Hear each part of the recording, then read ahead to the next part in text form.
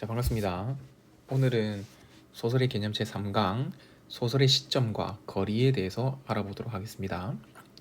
자, 먼저 소설에서 우리는 시점이라는 말을 상당히 많이 들어보는데요. 크게 어려운 내용은 아닙니다. 그렇지만 우리가 이전까지는 시점에 대해서 구분만 하고 간단하게 이게 어떤 특성이 있다 정도만 살펴봤다면, 이번에는 시점과 관련해서 중요한 내용이 어떤 것들이 있는지 정리를 하고, 그리고 그 시점과 관련된 우리 심리적 거리에 대해서도 한번 알아보도록 하겠습니다. 자, 우선 소설의 시점이란 서술자가 작품 속의 사실을 어디에서 얼마만큼 관찰하고 전달하느냐에 관한 서술자의 위치를 말합니다. 그러니까 어디에서 얼마만큼 관찰 전달하느냐, 에 따라서 시점이 나뉘어질 수 있는데요. 일단 어디에서부터 살펴보면, 서술자가 작품 안에서 특정한 인물로서 있느냐, 또는 작품 바깥에서 인물이 아닌 작품 바깥에 있느냐에 따라서 시점은 1인칭 시점과 3인칭 시점으로 나뉩니다. 그렇죠? 그래서 작품 속에 특정 인물로 나오면, 서술자가 들어있으면 1인칭 시점이라고 하고요. 작품 바깥에 존재하면 3인칭 시점이라고 합니다.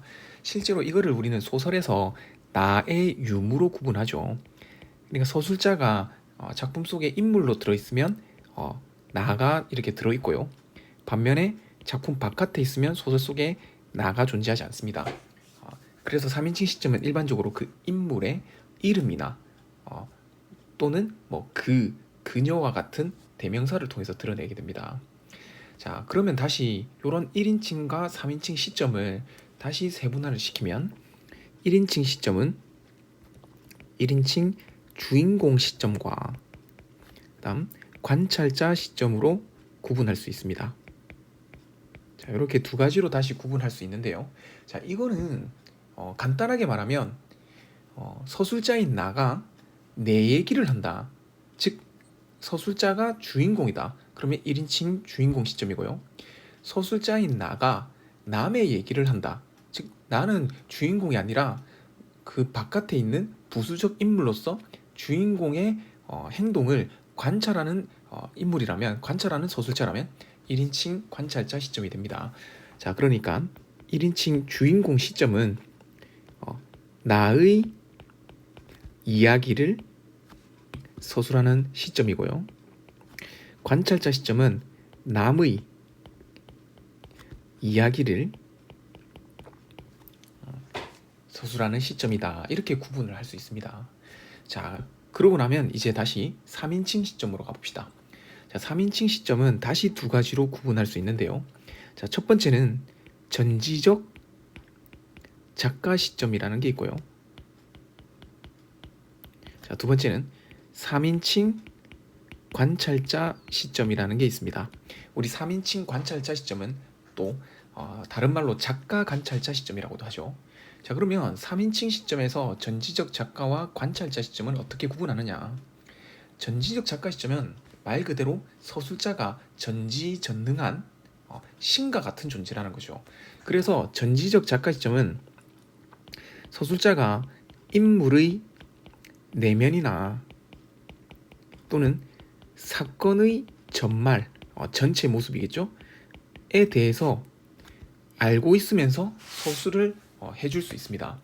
자, 반면에 관찰자 시점은 작품 바깥에 있는 서술자가 그 소설 작품 속에서 이루어지는 사건을 밖에서 관찰만 하기 때문에 인물의 내면이라 사건의 전말에 대해서는 알 수도 없고 서술해 줄 수도 없다라는 거죠. 자, 이렇게 3인칭 시점을 전지적 작가와 관찰자 시점으로 구분을 해봤습니다. 자, 그러면 일단 오른쪽에 선생님이 각 시점의 특징들을 이렇게 쭉 자세하게 정리를 해놨습니다. 그런데 이렇게 자세하게 정리해 놓은 거를 하나하나 다 공부하는 것도, 알아두는 것도 당연히 의미가 있죠. 당연히 알아야 되는 내용이긴 한데, 우린 기본적인 어떤 우리가 머릿속에 들 수 있는 상식적인 측면에서 한번 시점을 한번 풀어봅시다. 시점의 특성을 한번 잡아봅시다. 한번 생각을 해보세요. 1인칭 시점과 3인칭 시점을 비교를 할 때 등장인물인 나가 이야기를 하는 거랑 나가 아닌 바깥에 있는 사람이 이야기하는 거랑 뭐가 더 주관적일까를 생각해 보면 당연히 나가 이야기를 하는 게, 즉 소설 속에 그 당사자들이 이야기하는 게 훨씬 더 주관적일 겁니다. 그러니까 쉽게 말하면 1인칭 시점은 3인칭 시점에 비해서 주관적입니다. 주관적이라는 특성을 가지게 되는 거죠. 반면에 3인칭 시점은 객관적이라는 특징을 가지게 됩니다. 물론 주관적과 이 객관적인 거는 상대적인 겁니다.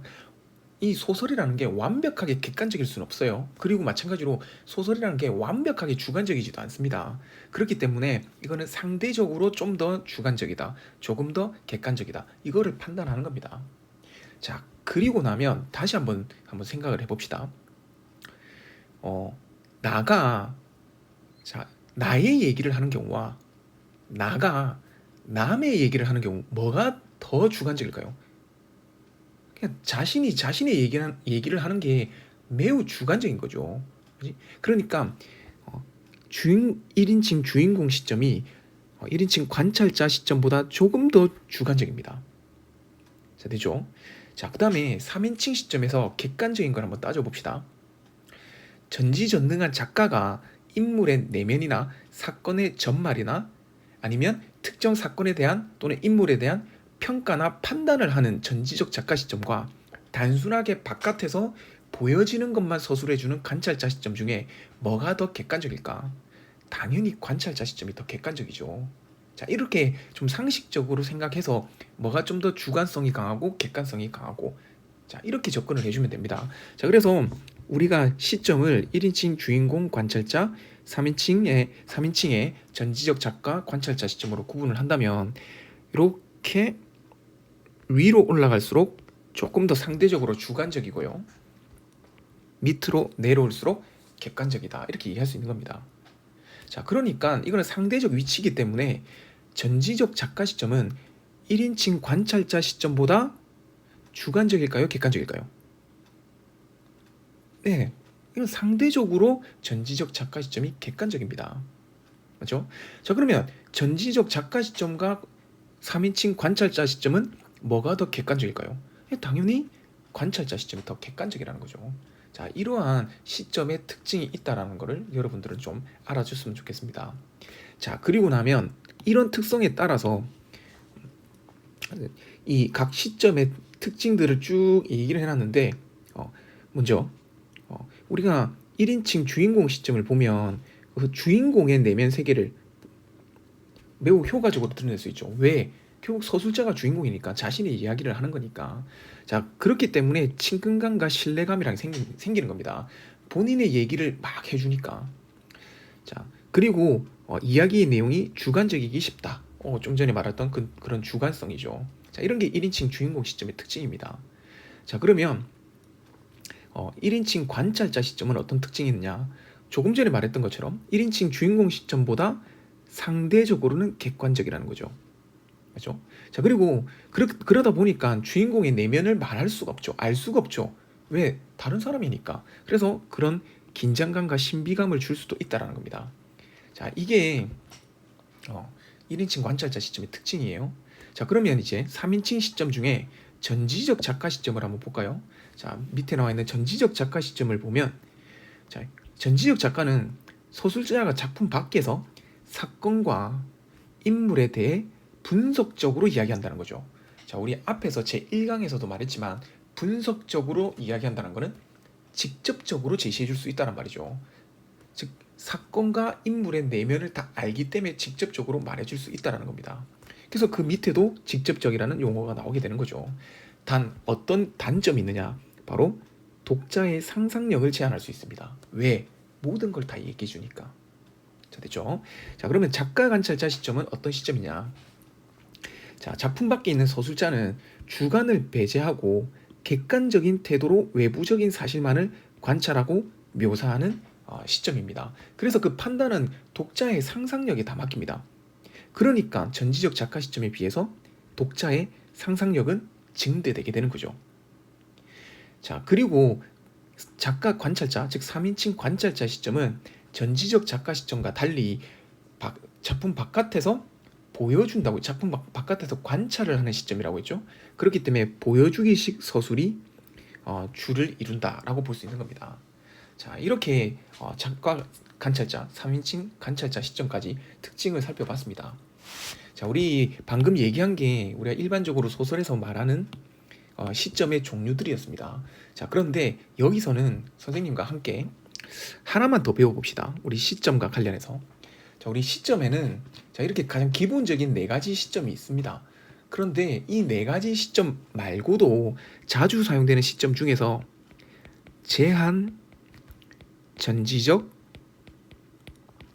작가 시점이라는 게 있습니다. 자, 조금 특이한 시점이죠. 자, 일단 기본적으로는 전지적 작가 시점인데요.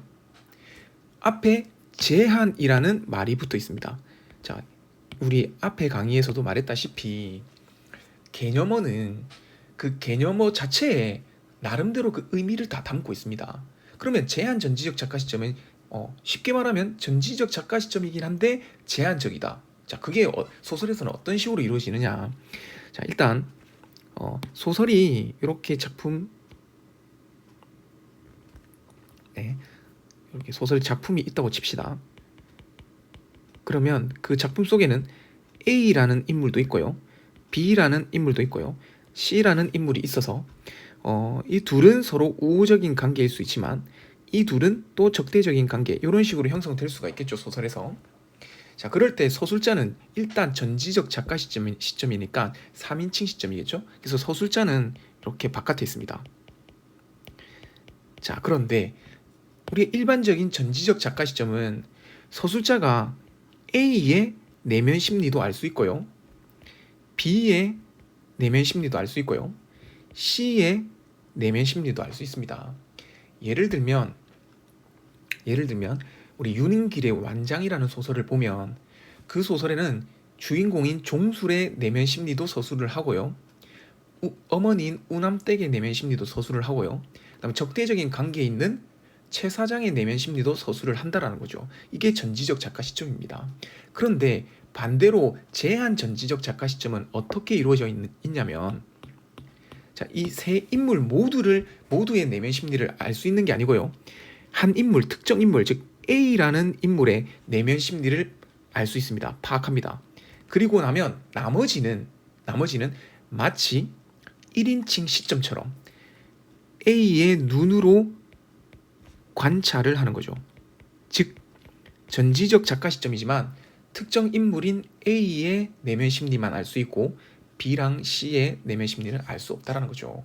마치 이런 전지적 작가 시점은 이 전지적 작가 시점과 시점의 장점과 플러스 1인칭 시점의 장점을 합쳐놓은 것과 같죠. 그래서 이 A가 이 소설 속의 주인공이라면 이거는 1인칭 주인공 시점과 합쳐놓은 거고요, 이 A가 주인공이 아니라 다른 B나 C가 주인공이라면 이거는 전지적 작가 시점과 1인칭 관찰자 시점이 합쳐져 있는 것과 같은 효과를 만드는 게 제한 전지적 작가 시점이라는 겁니다. 자, 내용이 그렇게 어렵지는 않죠. 자, 그러면 실제로 이런 제한 전지적 작가 시점과 관련돼서 기출 문제를 같이 한번 봅시다. 자, 여기에 소설가 구보시의 1일이라는 소설이 나옵니다. 이 작품을 들어본 사람도 있을 거고 아니면 처음 들어보는 사람도 있을 건데, 소설가 구보시의 1일, 의식의 흐름 기법으로 쓰여진 소설 중에 가장 대표적인 소설이다 라고 생각하면 됩니다. 자, 그 밑에 예시 문항이 있는데요. 자, 윗글은 보기 가의 시점으로 서술되어 있다. 그 윗글의 A를 나의 시점으로 바꿨을 때 제 적절한 것을 찾으시오 되어 있습니다. 자, 그럴 때 자, A를 한번 보세요. 서술자가 있습니다. 전지적인 서술자가. 자, 그 서술자가 구보 씨한테만 연결돼 있고 구보 씨가 나머지 사내와 채군 다른 인물들을 관찰하고 있죠. 아, 그러면 A는 어떤 시점? 제한 전지적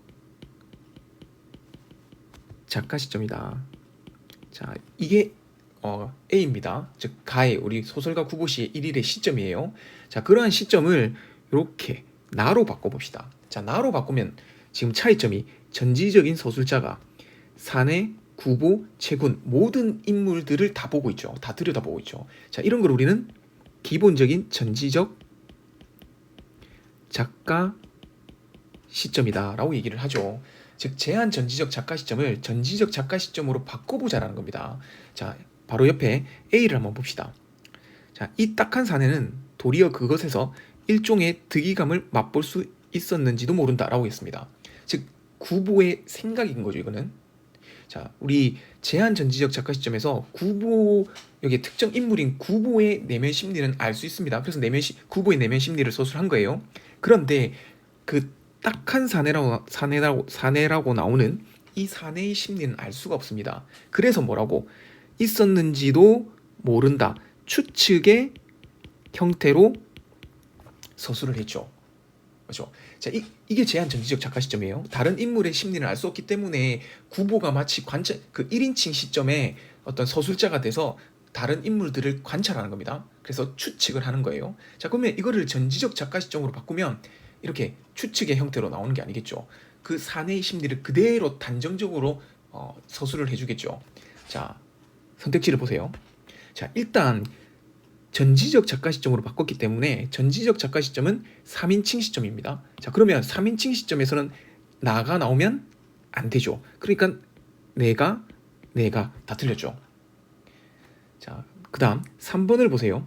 자, 이제 3, 4, 5번은 내가라는 표현이 없고 구보가 나와 있습니다. 그럼 3인칭 시점이 됐습니다. 자, 그런데 득위에 찬 듯한 표정을 지었다. 자, 이거 표정을 통해서, 즉 행동을 통해서 드러내고 있기 때문에 간접적 제시로서 이거는 관찰자 시점의 특징이겠죠.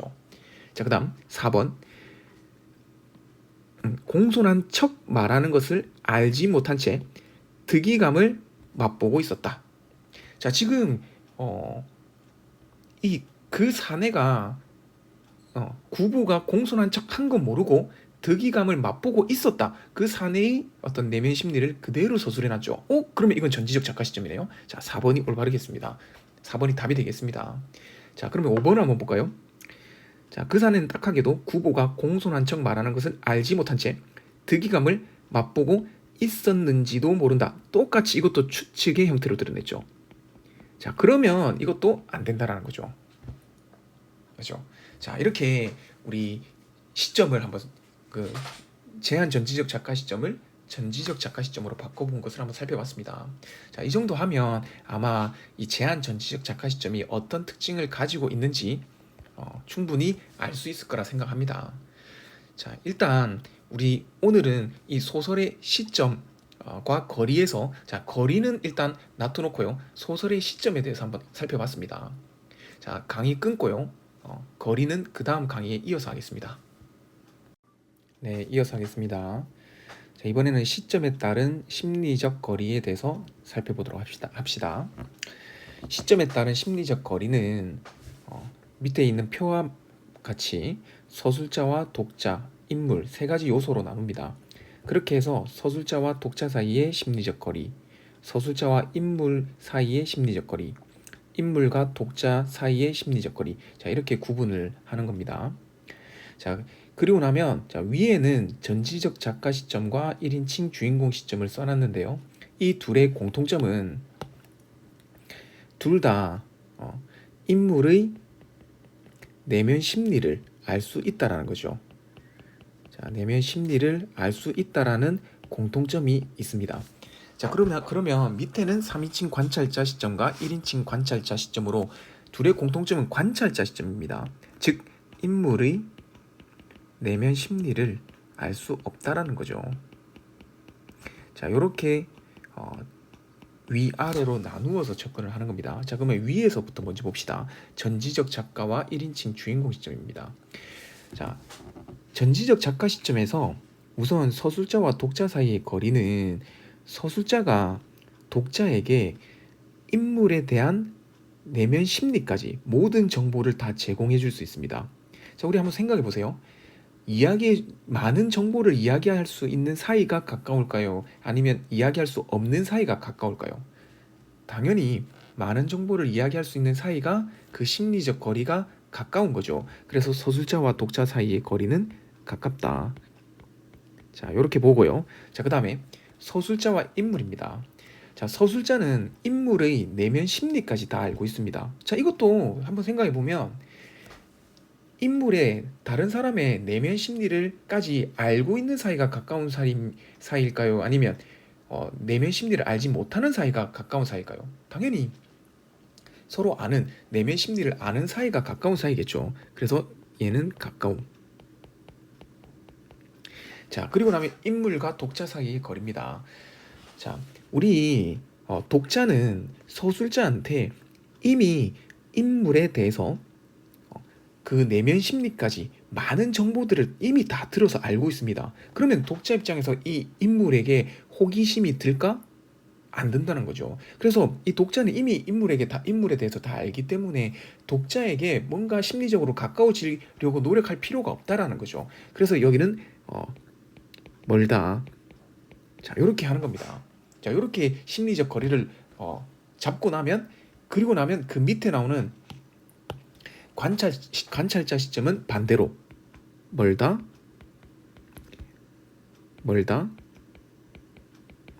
가깝다. 자, 이렇게 하면 심리적 거리가 만들어지는 거죠. 자, 그런데 여기서 이제 한 개 조심해야 될 거. 자, 이 중에 1인칭 주인공 시점은 조금 조심해야 될 게 바로 1인칭 주인공 시점에서 서술자는 곧 누구다? 인물인 거죠. 그죠? 서술자와 인물은 동일 인물이라는 거죠. 그래서 1인칭 주인공 시점은 서술자 이꼴 인물입니다. 그러면 1인칭 주인공 시점에서 서술자와 독자가 가까웠으면, 심리적 거리가 가까웠으면 당연히 인물과 독자 사이의 심리적 거리도 가까운 거죠. 자, 이것만 조심해 주면 됩니다. 이렇게. 자, 이렇게 하면 그 시점에 따른 심리적 거리, 서술자와 독자와 인물 사이의 심리적 거리까지 정리가 된 겁니다. 자, 이 표를 기억을 했다가 선생님이 설명해 준 것처럼 서술자와 독자 사이는 왜 가깝고, 전지적 작가 시점에서 서술자와 인물 사이의 심리적 거리는 왜 가깝고, 인물과 독자 사이의 심리적 거리는 왜 먼지, 자, 그 이유를 생각하면서 한두 번만 적어보면 충분히 이해하고 머릿속에 이제 남길 수 있을 겁니다. 자, 그러면 오늘 우리 시점과 거리 제3강은 여기까지 하겠습니다. 수고했습니다.